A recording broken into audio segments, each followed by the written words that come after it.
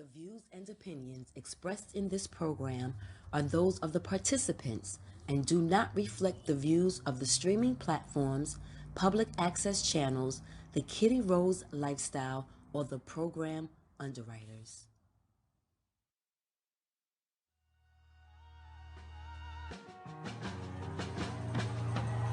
Tim's on my feet, stomping out the negativity. Everybody not a friend of me. Spread the love, still I move deliberately. Girly face on, but the smile be heavenly. Brooklyn girls, so they love the energy. Love sincerity, so I take the liberty to take them on a journey lyrically. Through hallways and That's better.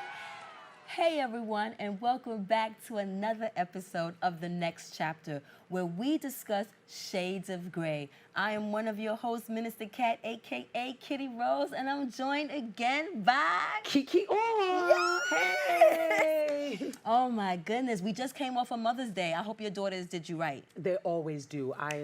They always take care of me, so I'm so blessed and grateful. That's Thank what's you, up. and I'm sure your children have done well by you. And because not just that, but also your birthday. How did you enjoy that? Yes. Well, she caught me on guard. I enjoyed my birthday because my oldest son was here. Okay. So I don't know if you can relate to this, but the fact that all my children don't live here in New York anymore, I don't get to see everybody as often as I would like. So when my son visits from the South, I'm like elated. You know what I'm saying? Like a little kid in a candy store. Oh, my baby's home. So I actually did enjoy my birthday with my men, with my boys, with my young men Your adults. young men, grown men. Man, listen. But I wanted to take the time because I thought it would be kind of showy to actually have the award on the table. And I actually tapped her hand for not doing that. She should have had it front and center. What award are we talking about, Yes. Kitty? What award are we talking about? What award are we talking about? So, you know, public access has 5 networks in New York. We have Manhattan Neighborhood Network, we have Brick TV, we have BronxNet, we have Queens, and we have Staten Island. For all the boroughs. For all the boroughs. Got it. So the next chapter is on Manhattan Neighborhood Network, Bronx TV. She shouts out Bronx. I mean, I am a native of Manhattan, but you know, I'm here with y'all, right? So, Yes. okay. But anyway, and we're here Manhattan. at BronxNet. That's right. But we won an award for Brick. The Brick Network has the Be Free Awards. Yes. And the next chapter was up for 3 shows, and we won the last one. We won for the First Amendment, honey. Congratulations. And we know how important that is. And the fact of the matter is the way the world is happening now, it looks like they're looking to strip us from our First Amendment right. So to get an award honoring you for your free speech. Yes.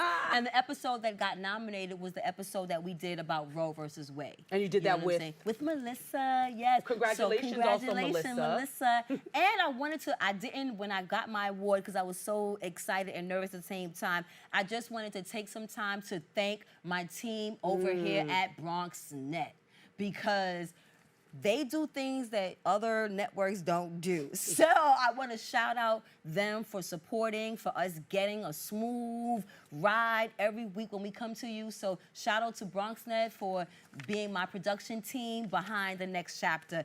Kudos to you guys. This award is for you. It's for you, it's for you, it's for you. And it's for me. the people and the people of the Bronx and all the viewers that watch. So thank you. Thank you. And then that goes right into like today's topic, because today's topic, you know, allowing ourselves to have the ability to have the First Amendment allows us to have different topics that aren't that comfortable to talk about. And probably aren't also not mainstream. Right? Because I think that that's what it is too. There's a lot of topics that you talk about here, and I think that they're great, and they're not your typical kind of newsy topics, right? But they're more kind of everyday, relatable topics. At least I believe that they are. So good job on that.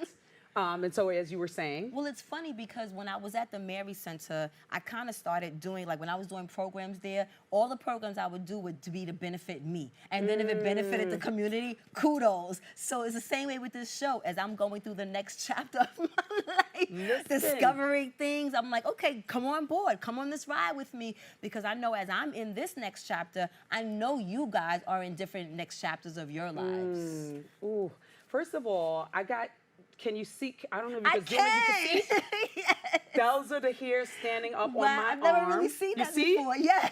So this is, for me, is generally a sign of when someone is saying something that really resonates in my spirit, and there's the authenticity and pureness and joy of that. Like, I can feel it, fills it in my spirit, and my hair stands up. And so when you said, I did it for me, right? You said, I did it for me, and then everyone else can benefit. I think that that's good. Often, sometimes people start out to do things, and they will focus on what they're doing for the other people, the viewers. What do they think? What do they think? What do they think? And it's like, what do you think? What do you like? What brings you joy? What lights you up? What excites you? And you do that in hopes that, like, perhaps it'll do the same for someone else. If it does, great. If it doesn't, great too, because it did it for me. Exactly. So yeah, good for you. Good for you. So we started talking about this topic behind the scenes when we were kind of just trying to figure out last month, actually, what to talk about for upcoming months, because we're really enjoying this synergy. I know that I am. Yeah, I'm no, really it's fun. enjoying this synergy. So we definitely want to make this that once a month thing that keeps going, you know, so we have to have things to talk about. That's right. So what are we talking about this week? Drum roll. Drum roll. Okay, we ready? Yes, I'm ready. Oh, Jesus. You ready? Are you ready? Wait, are you ready? I am. Okay. This week's topic of the week is detaching ourselves from stigma. Detaching oneself from stigma. Yes. And I guess we started this because we were having our conversations about different things that we've been a part of and that we weren't ready to talk about. And then when we did talk about it, it was years later, and we're such open people, it was interesting that we actually kept those things kind of quiet. That's right. So the topic of the week in regards to stigma, let's go to the first video first and actually understand or know what stigma is. Yep, let's do that. So what is stigma? Stigma is a set of negative beliefs and prejudices about a group of people. Stigma also includes negative behaviors towards groups of people. Many people face stigma because of their race, religion, sexuality, gender, economic situation, and a variety of other things. So when I did the research, there were 3 stereotypes associated with stigma. Family, shame, there were 3 stereotypes associated with family stigma. Yep. Shame, blame, and contamination. And then this video mentioned race, religion, things I feel like are still there to create the illusion to divide us. Divide us as a people, divide us as cultures, races, all of that stuff. And then it says, well, why is there, so there's one of the stigmas we was talking about, which ignited this conversation, is I was sharing with you. Oh, it's happening. It's happening, because I just shared it with social media maybe like 6 or 7 years ago. So, as most of us know, I have 3 kids. Yes. 3 children. I think we're not supposed to say kids, right? Because that's goats or some shit. Yeah. So, anyway, so I have 3 adult children. Yes. And up until recently, I didn't share with the world that I have 2 baby daddies. Wait, that I have 2 baby daddies. Up until, because when I met my husband, my oldest son was a year. So when I met my husband, he took on Isaiah as his own, like from day one. He never said, this is my girl, my lady, my girlfriend's son. He never said, even when we got married, he never said, this is my stepson. He never said, this is, you know, my lady's, you know, he always kind of allowed everyone to believe that he was Isaiah's biological father. So I kind of let that also go because I didn't like the idea of having 2 men that I had children with. Even though I was married to one of the men, I still felt like a little embarrassed or shameful that I still had 2 baby daddies. And then you have 3 daughters. I have 3 daughters, and I have 3 baby daddies. Like, I feel like I'm like in a 12-step program or something, and they have to admit to the fact that, like, I have 3 baby daddies. And I can say it, and I can say it with great pride now, and that had not always been the case, right? Okay. It had not always been the case primarily because like you said, there is a lot of shame associated with it, guilt, and the question becomes, where did that come from? Well, when I did the research, it said, why is there a negative stigma attached to having children by more than one man? And then I'm not just talking about along racial lines, because I see it amongst black people referring it to other black people, is what I saw quoted on, I don't know if it was YouTube, but something of some, when I was Googling up like how to detach from stigmas and people's responses. It was a blog. It was a blog that came up, and in the blog, these women were talking about this very issue that we're talking about. And she said, like I said, not just by other races, but by each other, that stigma of the baby mamas with multiple baby daddies, the mothers with multiple baby daddies. And it said that this stigma seems to be that one who has multiple baby daddies is loose, slutty, or whatever phrase you want to call it. When did this stigma gain ground? Because I know women who have more than one child by different men, and it generally has nothing to do with being loose, if at all. It generally is a case of remarriage, or one child was born later in life when the woman was in a different relationship. That's right. So again, like my first child, I was by myself, and then I met my husband very soon afterwards. And then we had our 2 children together, and then that lasted almost 10 years, and then now I'm the single woman, but again, still was able to co-parent the whole time with my husband with the 2 children. Right. So what do you think about what this woman said in the blog? Well, my mouth was open, because I'm like, wait, first of all, I didn't know that, so that was new information for me, that they thought that we were slutty. But I guess they did. I guess they thought we were promiscuous and all of that stuff, right? So, being promiscuous. And not making the best decisions and all of that. And I know that we're going to show something a little bit later, but I feel like, for me, that wasn't the case. And I did not state that my actual 3rd child was with my husband. And so for me, all the relationships was just an evolution of my children, I should say, is an evolution of one of my growth, where I was in relationships. And my first baby daddy he wasn't it. My daughter refers to her, I probably shouldn't say, well, whatever, it's too late now, as the donor. Okay. That's because of the relationship. Okay. And the thing is, so if that's the case, and I know some time later on in life that I want to have another child, what am I supposed to do? Not have any more kids because I don't want a stigma of having 2 baby daddies? Or do what he suggested, because let me tell you what he did, he said.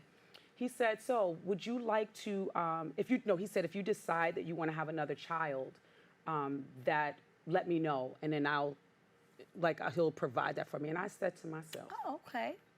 Yeah, somebody like that would know. When I said to myself, why would I ever? If you weren't doing what you need to do for this one, I'm going to be with you so you can not do what you need to do for 2.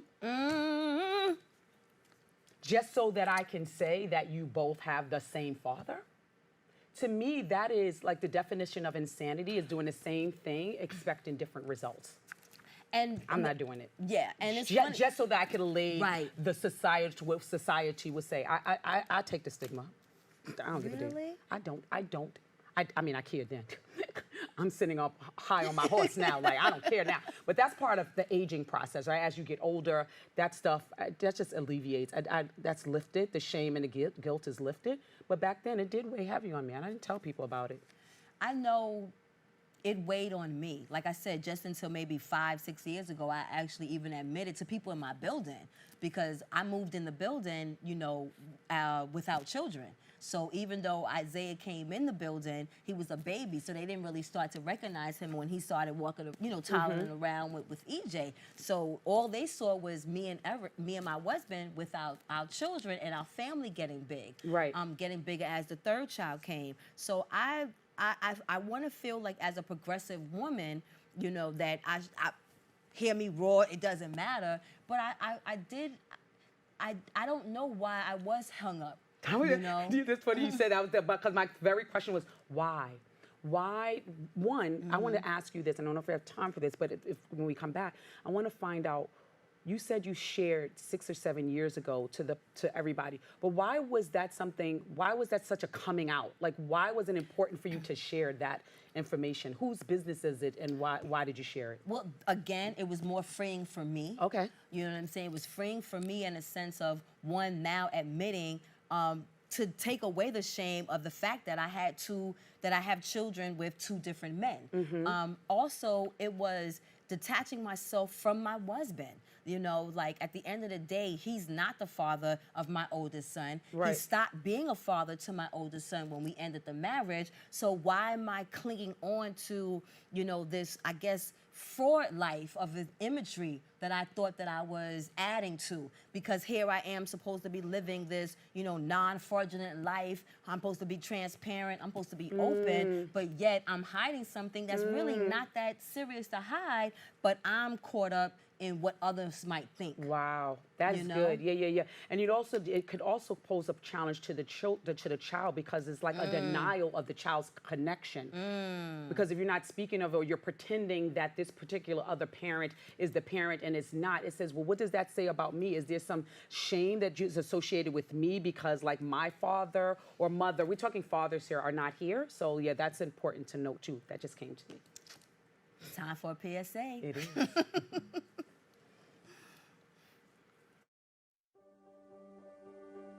Being prepared is a part of who you are. But it's especially important in the case of a disaster. Be informed about possible emergencies in your area. Make a plan that covers where you'll go in an emergency. Build a kit with the things you need to survive. There's no one more capable of planning for your situation than you. Start your plan today.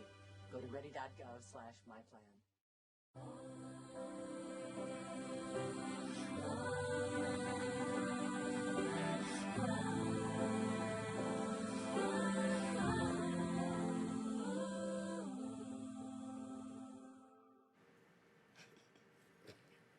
So wait, someone wanted to know, we won't say who, what is husband?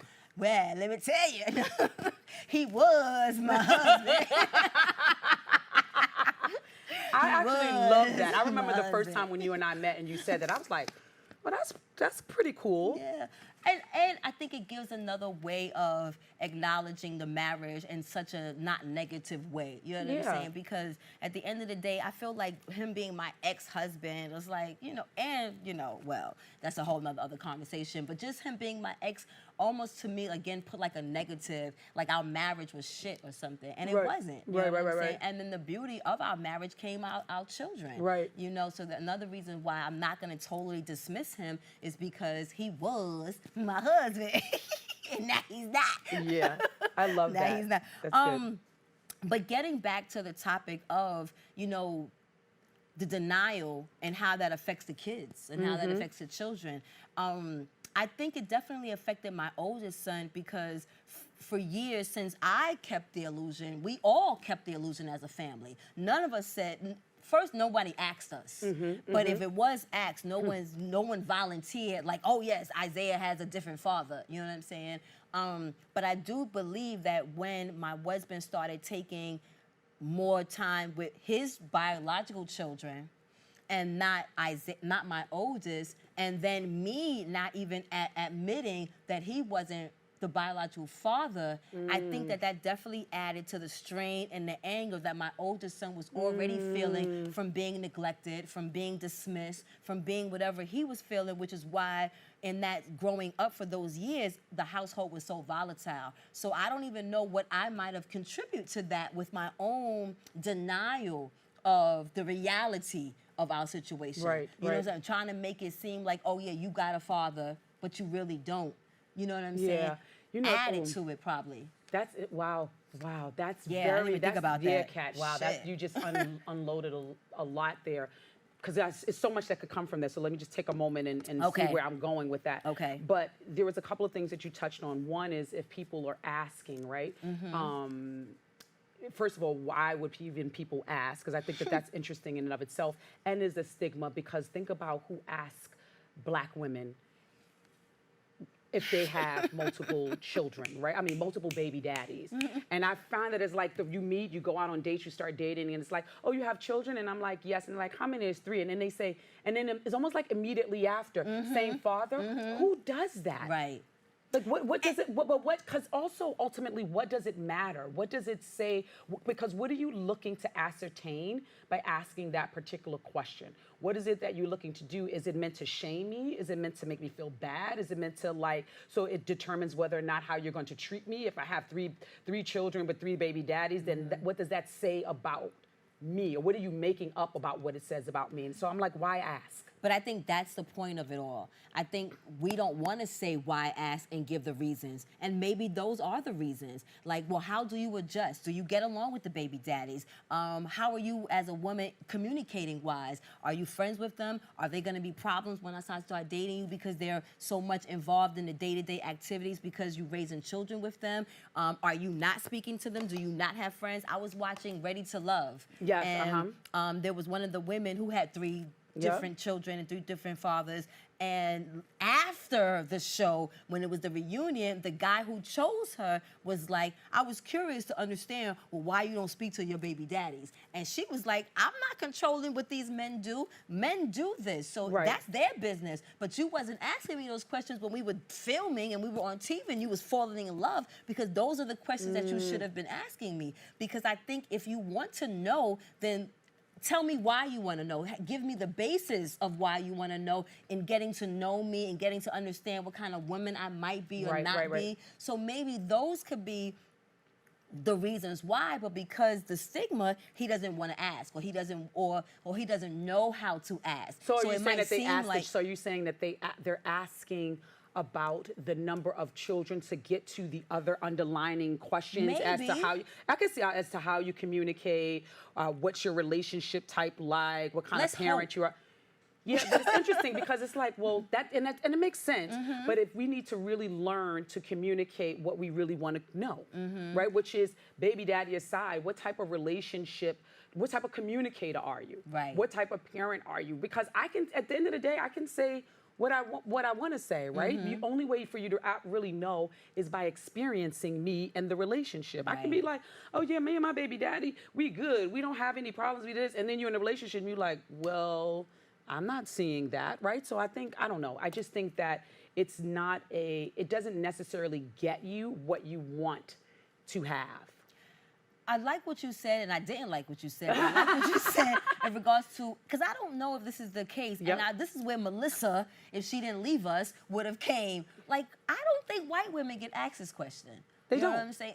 Oh. I mean, I'm not white, so I don't know. Right, we don't. But I feel like the stigma is attached to black women. Yes. I never hear about white women, even Spanish women, or even Asian women. They not allowed to, right? Don't they kill their babies or something in Asia? Like if you have a son or a daughter, but so even to that extreme, it's like, are you cutting me off so that I don't have, why can't I have multiple children? Now, I understand population control, but is it something more than that? So, but again, so I don't digress, I feel like that stigma or that negative stigma is only put on black women. And I wish I was wrong. Yeah, and I'm glad you said that, because when we were talking about it a little bit before, and you mentioned that before, and I said, well, I feel like I know why it happens, right? It happened specifically to black women, I believe, because it's systemic and it's meant to be oppressive. Because think about it for a moment. When you think about that type of question and the things that are asked,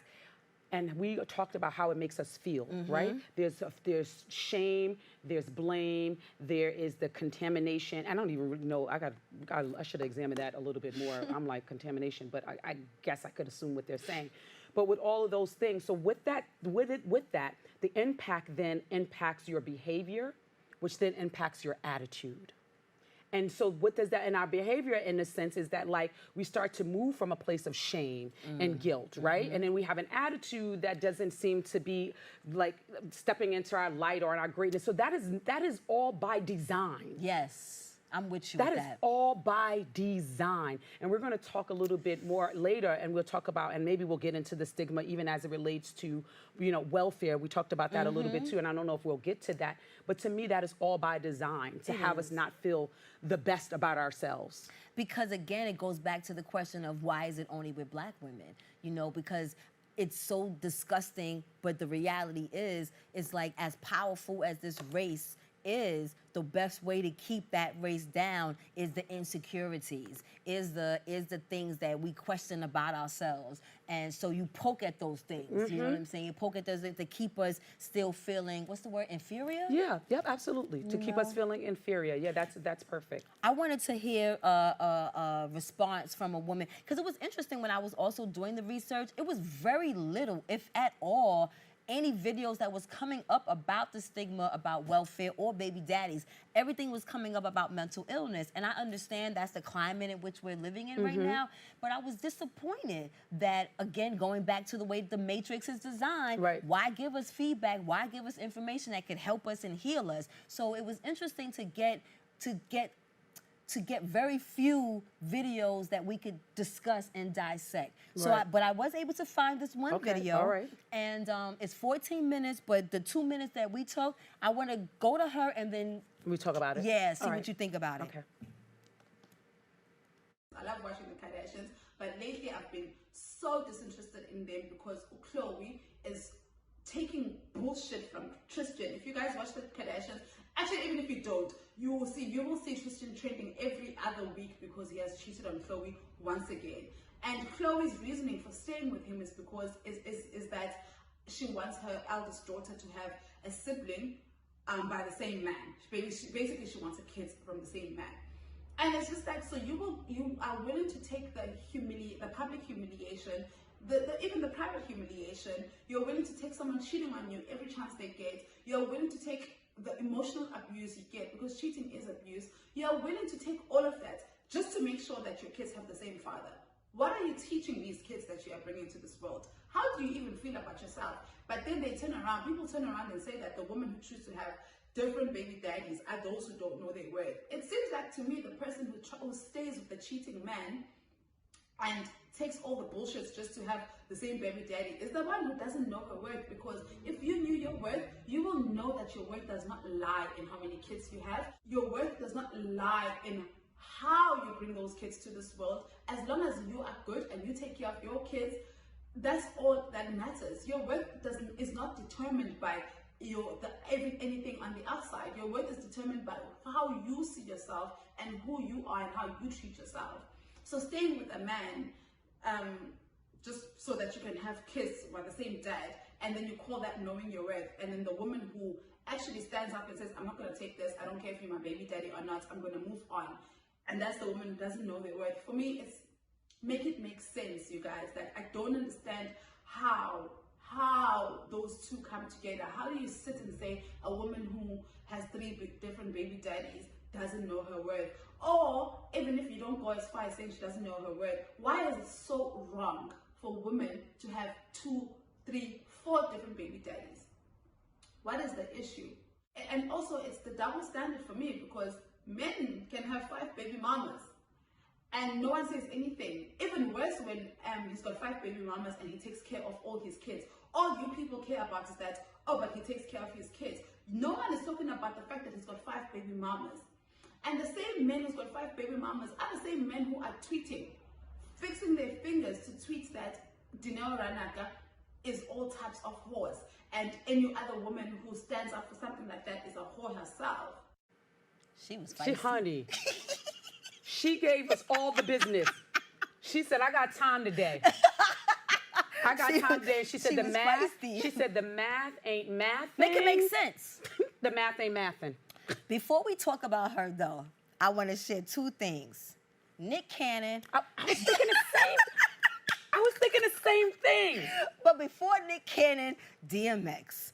And I used to say, girl, I can't be in a room with DMX because I'll be another baby mama. Did you really? That was sexy man. That's how I'm sure he got 15 kids or how many kids that he got. So yeah, and no, Nick Cannon is funny. Like his last baby mama, she was like, I'm the baby mama for the last 3.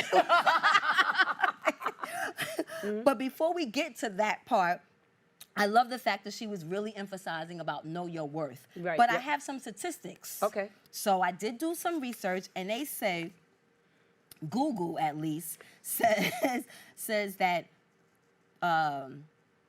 the percentage of black women who have children by multiple men. Having children by different fathers was more common among minority women. 59% of African American mothers, 35% of Hispanic mothers, and 22% of white mothers reporting multiple partners' fertility. So they got us at 60%, where they have white women at 22%. Okay. And Hispanic at the 35. Okay, that might be true. So they eliminated everybody else. You know, I guess Well, that's Middle the- Eastern and Asian women they're don't like, count. no, You no. know what I'm saying? But the point that I was showing is that they have us statistically at a high rate of having multiple fathers. And again, is that because like back in the day, not to share, but to share, the matriarch of my family got 10 kids. And I thank God my family don't watch this show. They already don't like me and think I'm the black sheep. But the matriarch of my family has 10 kids. Ooh, I'm gonna get in trouble, I'm gonna get in trouble. Well, this is why you got the award. Yes! So the matriarch of my family has 10 kids, right? My mother is the youngest of the first set of kids. My grandmother has 2 husbands. She had 2 husbands. So At her the same first time? husband, I know, right? No, I'm asking. Does it say- okay. So at her first husband, and because this is the South, and they was birthing and marrying these kids off like Africa, 13, 15 years old, my grandmother's first marriage was fairly young. So my mother is the 6th child of that first batch of kids. Yep. Then my grandmother had 2 other kids. Then she had her second batch of kids, her 2 youngest children from her second husband. In all my 49 years I life. lost count of the So things. it's 10 kids, Yep. but it's 2 fathers. That's all we know. Okay. But there's 2 other fathers. In 49 years, we've never talked, acknowledged, admitted, hinted. All we know is my mother's father and my grandfather that I grew up with. God forbid we ask, well, what about Uncle this person's father and Aunt this person's father? Never in 49 years. And my grandmother has 10 kids, and everybody has kids except for 2 of her children. My cousins, my second cousins, none of us to this day, until now, talk about the other 2 fathers. Never. And what do you contribute that to? I contributed to the stigma of maybe they felt like, you know, it was nobody's business. 2, I was married off young as a Southern woman, so I'm not gonna count what happened when I came to New York and became a free woman and met some other folks along the journey before I met my second husband. Who knows? But whatever those reasons are was so prominent that my whole life it never got talked about, which subconsciously maybe affected how I thought about. Absolutely, yes, very subconsciously and absolutely. When we don't talk about these things, they become pervasive. You wind up, you know, if you don't talk about it, I always say that then we act it out, we live it out. So I think it's important to have these conversations. Also, it's important because we don't want our children kind of like intermingling with possibility Their of cousin. Right. Girl. With their relative. Girl. Because you didn't want to tell them that person isn't their wait, what? What are we doing? What are we doing? What she said, make it make sense. sense. Go to a PSA, guys. Every day, thousands of kids start vaping. And I can't let this happen to my kid. Of course, it's awkward to talk to your kids about the dangers of vaping. Hey, bestie, how's sketches? Ready? It's hard to get their attention. Ready? Go. Yes, look at that. You didn't turn yours over. So if you want to talk to your kids about the dangers of vaping, you have to get it trending. Right, Backpack Kid? Let's do it. First, invite your kid to do the vape talk. Let's try this. All right. Why is he here? Yeah, I gotta get it trending, honey. Come on. To the left. To the right. Let's go.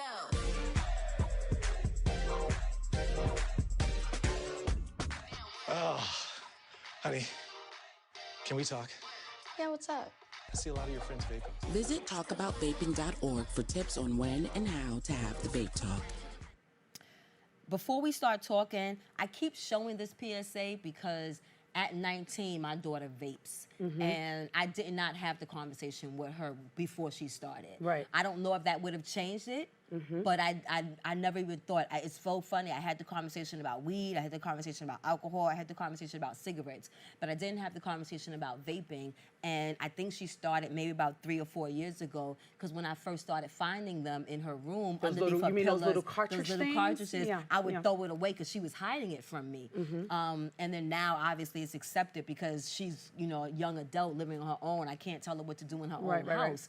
But it was something that bothers me, you know, even as a smoker, it bothers me. And I show that commercial, that PSA, because I want parents to not think that it's not something they need to talk about because it's that little cartridge, or it's not cigarettes, or it's not weed, because now, just like tobacco, that's addictive. Right. So now my 19-year-old daughter, yes, she doesn't smoke weed, she doesn't smoke cigarettes, but she vapes, and I'm concerned about that. No, so yeah. I wanted parents to be mindful that you can't be afraid to have these conversations with their children, even if they decide to still do what it is that they want to do. But you having the responsibility of also talking about the dangers and the, you know, whatever is still there, which is like these conversations we're having. Because in this next chapter of my life, I don't know about for you, I hate being connected to things that I can't control, or ideas from other people, or stigmas from other people choking me or strangling me to allow me to move a certain way or feel a certain movement, and not even realizing that the silence in my own family contributed to me feeling ashamed later on in my life. Yeah. And then it's funny because the double standard is real, but it's not given. You know what I'm saying? Right. Because I don't know if I necessarily would look or run to date a man that has more baby mamas than one. You know what I'm saying? Because I'm looking to see, well, how do you interact, or what's your relationship like? And I'm not opposed to it. I actually ended a relationship with my soulmate because he wanted to have more children. And the woman he was having children with didn't have children yet, so she had his first, so she ended up having his second, but that's his second baby mother. He had his first wife, he had his daughter, and now with the second wife, he's having his 2 other children. But I was still willing to be like, I'll be with you, I love you, I'm connected to you, you know what I'm saying? I even told the second baby mama, I was ready to, like, I can't wait to meet you. She was like, not, but... So wait, what's the double standard? So the double standard is what what's the double standard? I'm not clear on that. The double standard is we want to be looked upon as not being judged when we have multiple fathers. So But why are we judging the men who have multiple mothers? Yeah, and I'm glad because we joked about Nick Cannon, but that's not a joke. People really be feeling a kind of way. Well, yeah, if a man came into my life and he said that he had, I don't know, like 5 kids, right? My question would be, I would pause, right? Because I would first want to understand the dynamics, right? Is it 5 from in the same house? Is it different households? And the reason I would want to understand it really primarily is to see how that is in alignment with my life. Okay. And how it fits in with where I'm in. Because if you have multiple children across multiple households, that's the question is time. Right. What is that time? Right. Is a resource. Money is also a resource. We're not going to pretend that that's not the case, Yes, right? So we ma'am. look at those things, and so and maybe perhaps that's what the man is looking at as well. How does it fit into our lives? And I think again, that's what's important, that we start asking the questions that we need to know, right? As opposed to everything else, dancing around it. So do we not have time for the Jesus moment? Do we have to go? Because we can wrap that Jesus. Okay, so let's go right into the Jesus, because I think that wraps us up, like going into what's your Buddha moment from this conversation? My Buddha moment is that we just get to free ourselves. Yeah.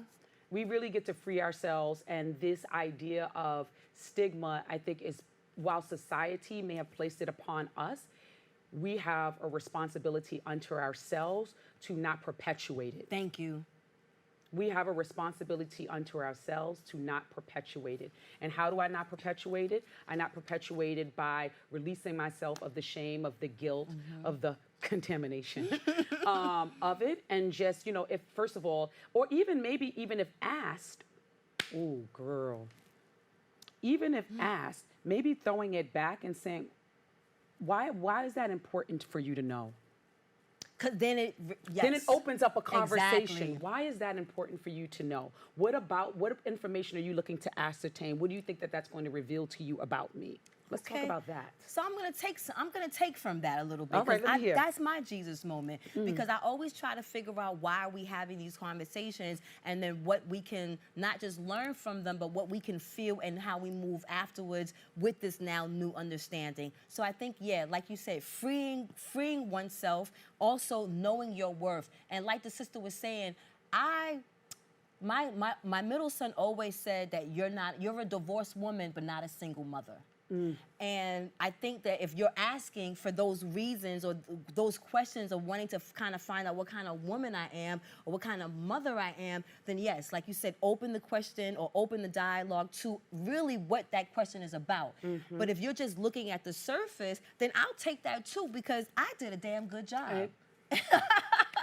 I did it good with the 2 baby daddies. That's right. And it's funny because I co-parent with my husband, and I have no relationship at all with my oldest son's biological father. And now at 27, I'm hoping that now they're starting to have a relationship, but that has nothing to do with me. Right. So I've also detached myself from that stigma, because it's about his relationship and how he shows up for his son, not how I show up as a parent because I showed up. Right. So that takes us into the inbox question. It does take us to the inbox question. So we have an inbox question, and this inbox question is from Dottie Diamond. And she really is a statement, right? And she says, I'm not hearing answers to the problem, so the message seems to lead me to see nothing but an unhappy woman. And Dottie was talking about that in relation to our strong woman segment, our black woman, strong woman, black, I done Strong blubbed that black out. woman, right? Strong black woman segment that we did. And so Dottie, I don't really know exactly what you were referring to when you referred to this, because it's kind of hard. And I said, maybe one day the studio will have a phone so that you could call in and we could hear it in your own voice and have a little longer dialogue. But I'm just going to say that it's interesting that strong and an unhappy seems to be synonymous. What about strong and unhappy is synonymous? And I believe that our goal was just to convey that there's this kind of strong woman stigma, if you will, that has been put on us, and how we get to honor that, and how we also get to create space for softness as well. Yes. So that's what we were looking to relay, and strong does not indicate unhappiness or complaining or been seen, because I think you kind of read it to think that perhaps she was saying that we were complaining. That's what it felt like to me. Complaining about being strong black women, but no, I honor being a strong black woman. It has its place and space, and sometimes it has a place and space to be set aside. But yeah, it's just. And what do you think about what Dottie asked? I thought the same thing. I thought that Dottie felt like we didn't give any solutions to the stigma, and I didn't think that we were trying to give solutions. I think that we were trying to express that this concept or this stigma has even been put on ourselves, and that in order for us to not be bogged down by something negative, that we have to release that feeling. You know what I'm saying? And embrace that fact that no, we can't do it all. We don't have to do it all. That there is a village of sisters and brothers and people to help along the way, even in that putting on the cape of that superwoman type of thing. So, but I'm glad that Dottie inboxed or still gave a comment, because that's what we want you to do. We want you, if we're not giving you guys what you need, then check us. Let us know. You know what I'm saying? Because we're not just here every month or every week just to shoot the shit. You know, we can. We are, but no, I'm just no. Right. You know, no, we really here to provide informative, empowering, educational, resourceful information, and part of that is a dialogue, right? And so that means that if something is missing, that you get to fill in the gap and say, hey, love the topic, and can you expound on that? Right. And or didn't like the topic, Right. and can you expound on that? And here's why. So Exactly. And the only way that you guys can do that, remember, is by going to our Facebook group page and asking us those questions every week. Dottie went on that YouTube because she went underneath that show that we had did together about the Black strong woman, but it still got to us. But you know, it's interesting because it could be, now that I think about it, and this is like totally going off topic here, but it could have also been that she asked the question, but it was actually related to another segment. Oh, it could have been. And we got it wrong, Daddy. We got it wrong. No, we just did it because it was under that particular. Right. and because I really wanted to address you because you sound upset with us. And I didn't want that to be the case. I was like, okay, we didn't give her answer. All right, Dottie, we gonna figure out an answer. Because we weren't even really talking about giving answers. We were really talking about our own feelings about how we've actually added that to our own day-to-day life, you know our psyche, how it's lived in our DNA, etc. I do want to say, please keep it coming. And I do want to say this. I don't think I said this, so I just want to be really clear. So I did say that I had 3 babies. Daddy, did I also say that one of them? I think I did. I did say one of them was my husband. You did. Because the girl eventually got married. I'm just saying. If at first you don't succeed, try. Dust yourself off and try again. Keeping this 3 or 4 times again. Yes. So now we are almost at the end of the show where we are going to give you our spotlight segment. And funny, you'll see in the ending credits, we was gonna have Lizette McCant on, who represents Volunteer Devo and Divas, because she is one of these sisters that does she does every event. Midtown, downtown, but she's known for events in Harlem. And there's an event that's coming up in your hood. So when this show airs May 20th. So you guys have time to prepare to go to the Taste of Harlem. Ooh. June 1st. Now I know for me, I'm turning 50 next year. Yeah. And right now, me and my best friend, we trying to figure out what we want to do, right? We ain't really the club. We ain't really like, she don't like to walk. She ain't adventurous. We're not really shopping. So we are going to find these different food tours and do 3 food and wine tours next year for our birthdays. So we're thinking about maybe going to Aspen, and we're thinking about maybe going to Italy. That's what we want to eat. We want to eat right. Yes. So Taste of Harlem is right in, like, this is what I want to do all summer. Just eat and drink. So June 1st. June 1st. Presented by the New York Women Chamber of Commerce. Excuse me, let me say that again, because they are paying me. No, honey, roll that back. Roll that back. So, Taste of Harlem Festival, June 1st from 6 to 9, brought to you, presented by the New York Women's Chambers of Commerce. They said, come, sip, sample, and meet some of the new businesses in Harlem. You're a Harlemite. And I'm a Harlemite. You know what? If you come, I'll be there. I'll meet you there. How about that? How about that? And we might do some selfies together. And she might spit a mean 16. So wait, what new restaurants have you? Because COVID has really messed me up. So I don't even know what's popping in Harlem right now. What's popping in Harlem? Because this food tour is in West Harlem, because it's at the Forum at Columbia College. So that's the west side of Harlem, right? Yep. Okay, so you're in the east side. I'm close to east, a block away from west. So I'm not gonna tell you, because then y'all gonna come look. I don't need y'all to come looking for me. But we know, like, 116th is known for restaurants right now. We know 125th Street, popping all the time. And now that it's summer, the streets is... Listen, let me tell you, I love to travel. So I'm like what you said. So I really do love to travel.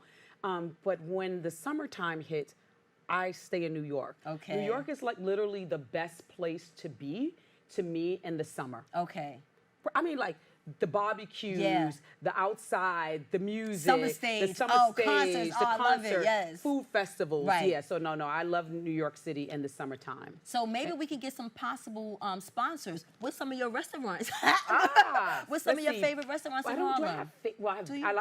I frequent B2. I'm not really a foodie girl, just to let y'all know, but B2, Barra Wine, Corner Social, Cantina, that's all around 125th Street area. Okay.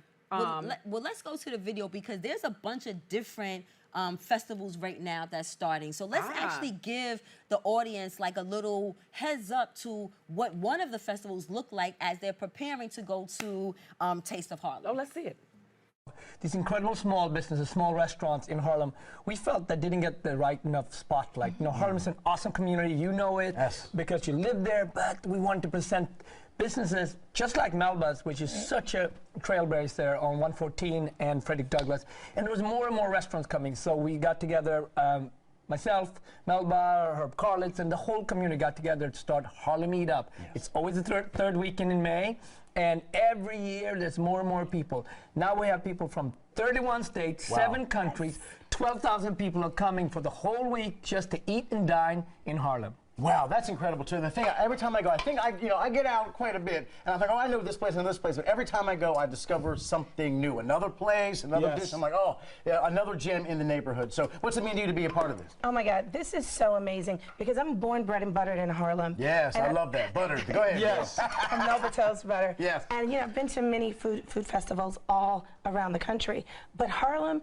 There's this pizzazz, there's sassiness, there's amazing food, there's great art and beverage, but it's also the community. Food is the common denominator that brings people together from all communities, and no one does that better than Harlem Eat Up. Absolutely. Everybody loves to eat, period. So Everybody loves to eat, period. I love this. Can I just say this really quickly? Okay, so first of all, I did, as I was naming the restaurants, we had to pause, but that was the owner of Red Rooster. Okay. And also, I was just at Melba's recently. So the other night at a book signing for Ty Hunter, who, do you know Ty Hunter at all? Okay. So it was just at a book signing. So I love that one, and I know that she is born, bred, and buttered in Harlem, because so am I, on both sides. Just wanted to say that real quick. That's beautiful because I love cross promotion and I love supporting people that support you. And the one thing I will say, Marcus Samuelson is a community person. He makes it his business to come out and greet everybody at the restaurant. I'm not necessarily a big Red Rooster fan because Red Rooster, to me, people love going there so much and they feel like they just like posting up. I think that Red Rooster is the best post-up place to go to at all. It's a lounge kind of place to hang out. But I will definitely go to on a Sunday to Melba's. Yes, honey. So I'm a shout out Miss Melba, the queen. Yes. Well, she's not the queen, she's the princess because her aunt, who's no longer with us, is the queen over what's that? Sylvia's. Sylvia's on 125th Street. Yes. But Melba's is a great place. If you guys are here visiting us in the summer, she does that she closes off the block and does music. Raheem, another brother of ours, has a great band that comes out on Sundays. Like you said, what better place to be in New York in the summer in New York? And just specifically, I just stumbled over those words. Sorry. That's okay. We got you, sis. But specifically, Harlem. Yeah, Harlem. I rocks to my She borough. really does. She really does. Like, I represent Brooklyn all day, every day, but because Harlem has embraced me the way that it has, Harlem really is my second home. Bronx, my middle son said, can you please stop telling people you from Brooklyn because you've been in the Bronx now 22 years. I told my son, you're from the Bronx. I'm from Brooklyn. You're like, that runs in my DNA. Right, but he now lives in Harlem. So now, so June 1st, we got the Taste of Harlem, but as you saw, we got Eat Up Harlem is coming up in the summer. That's with Melba and Marcus. Then we have Uptown Market that's on 125th that people love because we get to dance into the nighttime as we're eating our food. And then we have Harlem Week. And then we have Harlem Week that your girl is still performing at because, IMU is coming, wink, wink. Ooh. So, so we have all these beautiful things because like Melba was saying, Harlem is this synergy of just energy and love and pizzazz and we like to get down. That's right. And food. And she said, food is what our ancestors, what we do, and it brings us together. And that's so I said I'm not a foodie. But what I do love, and we're not talking this is far off, but Thanksgiving was one of the holidays that I enjoy. And the reason I enjoy it, you know why? is because it's about the coming together. Not for the way in which you think, not for the slaughter of the Right. not that, right? But really just for the coming together and the breaking of the bread and being together. And so that's the only reason I say I like food, because I like to be in company and community with people in and around food and drinking. And that's the other myth that we're separated, because I think food is another thing that brings cultures together. Just like you know we what talked I'm about saying? music was another one. Exactly. You know what I'm saying? Because I know for me, one of the things that I'm excited about traveling is, like you said, food brings us together. We get around the table. We get, like Africans, they sit on the floor, or, other cultures that do different ways of just communing with each other. I know that my son recently was on his first speaking engagement, and he talked about how his friends don't know what it's like to eat at the table with their parents. And how, another woman who watches me online, she was like, yo, I love the fact that your son mentioned about sitting at the table. And I think that for that's me, a long art form. But I'm sorry. But that art form, even though it's long, is still one that kind of we still take on as we become adults. Right. You And know I'm what I'm sorry, I saying? didn't mean to say long. I meant know to what say you meant. lost. A lost art form. Right. Because, yeah. Exactly. So, wow, girl. Wow. First of all, this episode was fun and interesting in the sense we talked about obviously we're talking about detaching ourselves from stigma and stuff. But I love how we moved into food and connection. We're detaching, but we also connecting. Yeah, amen. And that's what it's about. So hopefully, Dottie, we gave a solution about detaching oneself from the stigma, because it really just ultimately, I think, begins to how you feel about yourself. That's right. That's right. You know, and because society or government or the devil or whatever negative connotation wants us to feel bad about ourselves so that we still mentally be enslaved. That's right. That's right. You know what I'm saying? I love having the conversations where we allow ourselves to free ourselves. All of these topics is really about how you can take what we say and work it for yourself. Like, we may not have the solutions for you. We may not even have a solution-based conversation. We're just sharing our experiences, what we've learned, how we currently feel, and then hopefully it goes off to you on what you can do to implement that in your life. That's right. So in order for us to keep this machine going, we need you to like, follow, and share. Yes. In order for me to get an award and us to get an award next year, we need you to like, follow, share. Yeah, right? because Tell it's a friend community. to tell a friend. Exactly. So Tell we a can friend. all be friends. Hello, because this is a community effort. I told you guys last month, we're going back up to Albany because they are really trying to cut legislation and funding for public access. So we need the community to stay involved in what we're doing so that we can stay involved in what we're doing to keep it going to the community. And do you mind, I mean, I ask permission, but they say, sometimes it's better to ask, to apologize than to ask for permission, so I'm just gonna say it anyway. How do you feel about people also coming into the inbox and suggesting ideas for topics of shows? I would love that. So you can do that. On that note, let's wrap it up before they kick us out the studio. Yes, so if you have suggestions that you want us to talk about, let us know. Please let us know. And your girl Kiki will be back next month. Well, I think so. No, it'll be a minute, but that's okay. But I'll be back when that time comes. We'll be back. So I guess that's it. That's Is that it? Yeah, that's it for now. now. All right, guys. Well, we are your hosts. I am Minister Kat, a.k.a. Kitty Rose, and this is the next chapter where we discuss shades of gray. We coming back to you next week. Stay tuned and continue to be safe out there. Mwah. Bye, guys. Bye. So I take the liberty to take them on a journey lyrically through hallways and alleys, dark days I carry, sharp pains and bellies. All days be heavy when you're programmed to survive. Legendary ciphers get the MCs in the jobs. The city never sleeps, slept from 1 to 5 when COVID hit the block and we had to stay inside. Tough love is all I know, so be gentle with my soul. Learn to navigate winters with no coat. If you never been cold, you never been broke.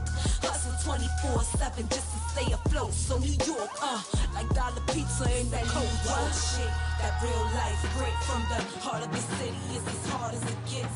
This that New York shit. That real life grit from the heart of the city is as hard as it gets.